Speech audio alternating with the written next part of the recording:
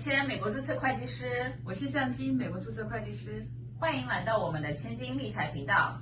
千金理财，一丝不苟，开源节流，滴水不漏。本频道将从千金国际会计师事务所的专业视角，向大家介绍一些财税上的小知识。希望大家给我们点赞、关注加评论。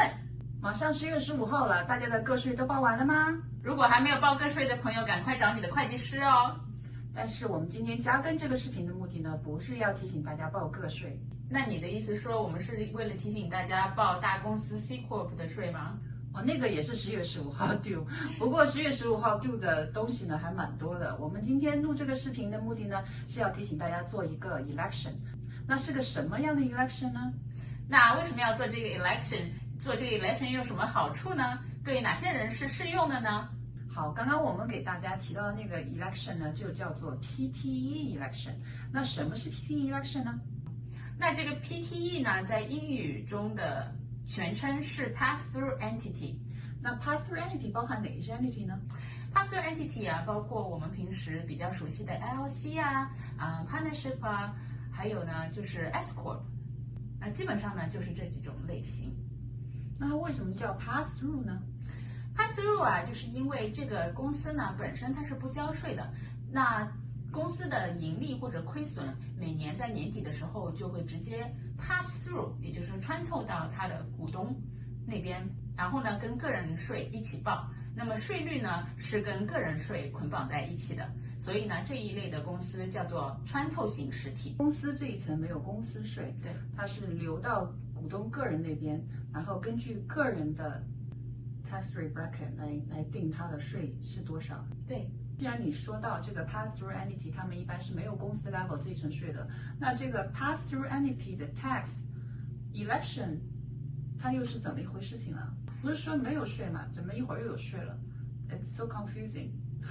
对，那么这个公司的税呢，其实也不是在公司层面的，主要呢是为了让股东可以拿到交的这个税以后的 credit， 也就是税务抵免。那这个 PTE tax 它怎么操作的呢？就是由公司来替股东个人去交这个税。股东在拿到自己每年收入的份额的时候呢，这个公司替他的交的税就会成为他的费用，也就是我们平时说的税务抵免。这个 PTE tax election 是只有纽约州来适用是吗？这个新的 election 是纽约州新出台的。那么 PTE 这个概念呢，其实在很多其他的州早就已经运行了，只不过呢，纽约现在也跟上了时代的步伐，想要给大家多一些的税务优惠。对，自从2017年川普税改之后呢 ，state income tax 和 property tax 总共呢在 federal 那边都只能deduct1万块钱，然后这些高收入或者是高 property tax 这些州呢，这些居民就很吃亏啊。但是呢，上有政策，下有对策，所以很多 state 也想出了各种方法来帮助他们的居民，来减低他们的这个税收。那么，像刚刚周会计师说的，纽约出台的这个新的政策呢，也是为了帮助纽约客们怎么降低他们的个人税务负担。对，那这个公司替你交的这一份州税呢，是不会影响到你这个1万块的限额的。所以说呢，很多人呢都选择了这个 PTE 的 election。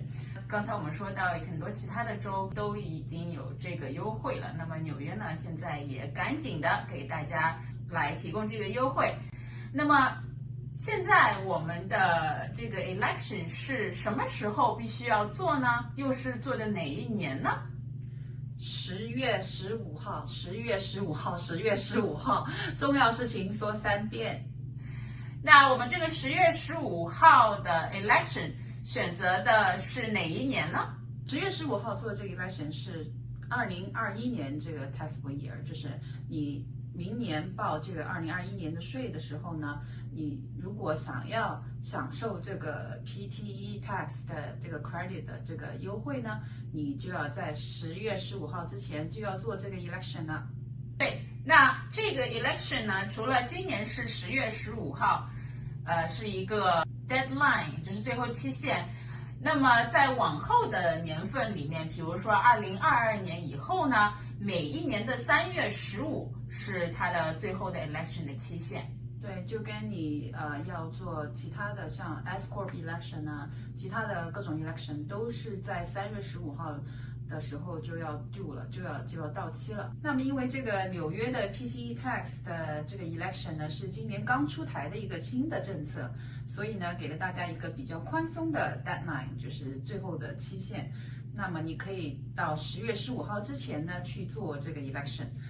但是过了2021年之后的每年呢，就像刚刚我们所说的，3月15号之前就要去做了。那么这个 PTE tax 它的税率是多少呢？这个 PTE tax 呢，在纽约是根据收入来了，也就是说也是一个阶梯型的，是从6.85%到10.9%不等。那么它这个6.85和10.9是 tax 什么 base 呢？它的 tax base 里面包含哪一些收入呢？就是你在纽约州境内的所有的收入。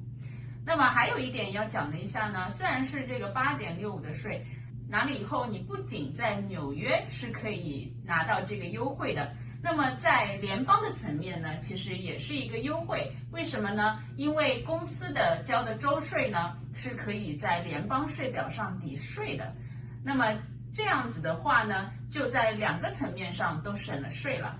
那您的意思就是说，这个 PTE tax 它也是作为一个 expense， 可以在它的 federal 的税表上面给它减掉的是吧？对，然后降低它的 taxable income。对。那这样看来是合理合法的 double dipping。对。好，以上呢就是我们今天想要跟大家介绍的所有内容了。如果您有什么问题，欢迎在留言区给我们留言。那喜欢我们内容的朋友，也希望大家可以踊跃关注我们的频道。但是我还是要提醒一下大家哦，公众社交平台的这些视频呢，只用于科普。如果您有具体的问题呢，还欢迎私信我们进行1对1的专业咨询。好，大家下期再见啦，拜拜。